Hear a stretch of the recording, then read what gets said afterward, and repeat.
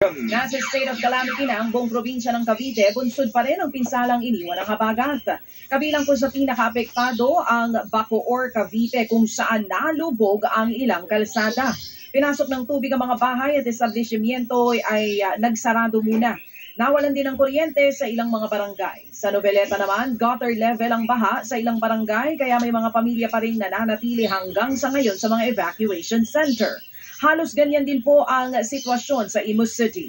Sa tala ng Cavite Provincial Disaster Risk Reduction Office, 12 bayan at lungsod ang binaha sa Cavite. Aabot sa halos 500 pamilya ang inilikas sa probinsya. Nasa 200 pamilya po naman ang inilikas matapos pong umapaw ang Mango River sa Rodriguez, Rizal.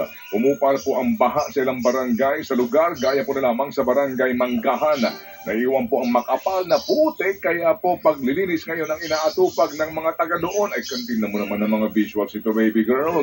Naghahanda po naman ang mga kalapit pang barangay. Pumaragasatin po ang tubig sa spillway sa pagitan po ng barangay San Isidro at San Rafael. Hindi muna ito pinagdadaanan sa lahat po ng klase ng mga sasakyan. Samantala, abot po sa 11,000 mangingisda at fish cage operator ang apektado ng paghahanap sa mga nawawalang sabungero sa Taal Lake dyan po sa Batangas. Matumal pa rin daw ang bentahan ng mga isdang huli mula sa lawa dahil sa pangamba ng ilan na baka nakakain ng bangkay ang mga isda. Para naman manumbalik ang tiwala ng mga consumer, ang mga opisyal mismo ng BFAR ang kumain ng isdang huli sa mga lawa. Sabi ng BFAR, mga plankton at feeds lamang ang kinakain ng mga isda mula sa Taal Lake.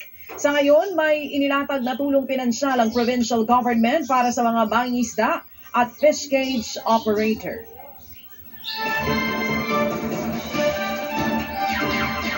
Sa ilang pang mga tampok na balita sa lalawigan, lumalabas po na water lily ang siya nagdulot ng baha sa ilang bahagi po ng Binyan sa Laguna. Ayon sa mga opisyal, bumara ang water lily sa Ilog Mariano dahilan po para ito'y umapaw. Nagkakaroon naman daw po ng clearing operation ngayon ang mga opisyal at ilang volunteers. Bukod pa yan sa paglilinis ng mga basurang bumararing sa ilang daluyan ng tubig.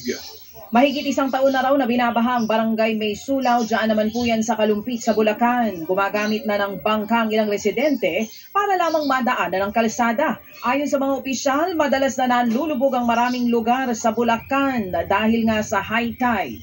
Nagsisilbi rin daw catch basin ang barangay ng mga tubig mula po sa mas matataas na bahagi ng Bulacan. May pumping station naman daw sa lugar pero wala pa rin paglalabasan ng tubig kaya hindi rin ito magamit. Ating mga kapatid dyan sa Bulacan, baka lang po hindi nyo alam, para po ngayong taon, meron din pong matinding insertion na nangyari po sa pambansang budget at napakalaki po ng perang isiningit sa ating budget para po sa flood control management na naman daw po dyan sa Bulacan. Ay nako talaga naman sa mga balita po naman pang consumer at kalakalan, sumampa po sa 340 milyong piso ang halaga ng pinsala nga sa agrikultura na iniwan ng masamang panahon hatid ng bagyong Krising at ng habagat. Sa datos po ng National Irrigation Administration, umabot sa lagpas 23,000 magbubukid at higit 30,000 hektare po naman ng taniman sa Luzon at Kabisayaan ang nasalanta. Tumaas din po ang level ng tubig sa iba't ibang dam. Katunayan po ay kinakailangan ng magpakawala ng tubig sa Bustos at Ipo Dam. Umabot po naman sa spilling level ang karamihan ng dam sa Central Luzon. Ito yung mga imahe po ng mga magbubukid na nagpupumahog na maisalba yung mga binhi nila na nadudulot na nga po sa sobrang taas ng tubig. At ito nga po mga imahe din ng mga namatayan po ng mga alaga nilang hayop sa kasagsagan po ng bagyong Krising at ng super itong mga pag-uulan po na nagbigay po ng pagbabaha sa ilang bahagi po ng Luzon. Ito yung mga imahe at yung mga naglilinis po ng mga bahay na binaha at pinasok ng putik. Yung mga imaheng yan, ang maganda rin ipalabas sa Lunes. Opo, habang ang iba po ay mistulang red carpet fashion show ang kanilang ipalalabas po para matunghayan natin ang kanilang karangyaan sa buhay.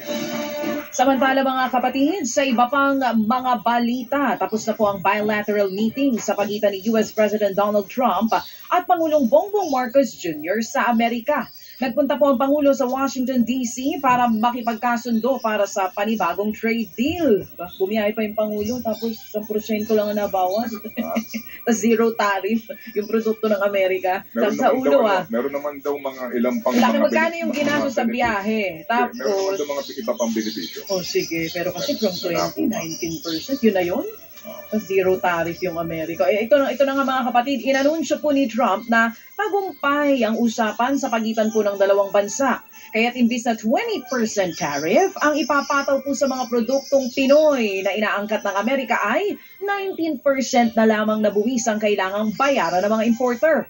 Ang dagdag pa ni Trump, magiging open market naman ang Pilipinas para sa Amerika. Ang ibig sabihin, malayang makakapagpasok ng produkto ang Amerika sa bansa. Ito pa mga kapatid, wala raw babayaran na taripa para magpasok ng American-made products sa Pilipinas.